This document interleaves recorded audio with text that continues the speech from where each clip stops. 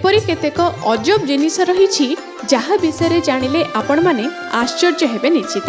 चेन्नई रे एपरी एक स्थान रही जेउठारे श्रीकृष्ण लहुणी बॉल रही जहाँ बटर बॉल नाम रे परिचित। किंतु एहाकु नै एक आश्चर्यकर किंबदंती रही। सबुठारु रोचक कथा हेउछि एही पत्थर 1200 वर्ष हेलाणी 45 डिग्री कोण रे ढली रही। कौनसी प्रकार झड़ तोफान एहा उपरे कौनसी भी प्रभाव पकाई पारि नाही। दक्षिण भारतर महाबलीपुरम रे श्रीकृष्ण को एही चमत्कारी पत्थर रही जहाँ आकार रे बहु विशालकाय।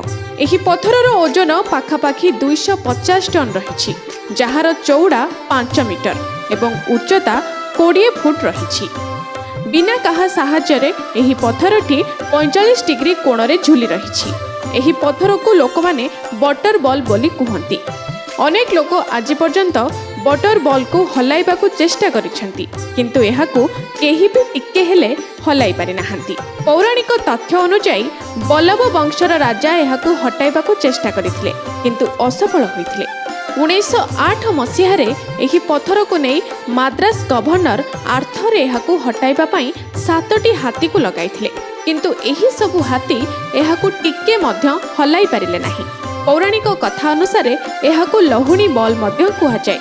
श्रीकृष्ण निज बाल्यावस्था एहाकू तळकू पकाई देइथिले। सेबेठारु एहा सेही स्थान रे रहिछि। जे भी एहाकू हटाइबाकू चेष्टा करिसंती तांको सहित किछि अशुभ घटना घटिछि बोली सुनिबाकू मिलिछि। लोक माने बटर बॉल को देखिबा पई अनेक दूर दूरांतररू आसीथांती। तेणु आपण जदि एही शीत दिन रे केउ आडू को बुलिबाकू प्लान करूछंती ताहले एही जागा को निश्चय जाय परिबे। ब्यूरो रिपोर्ट के न्यूज ओडिशा।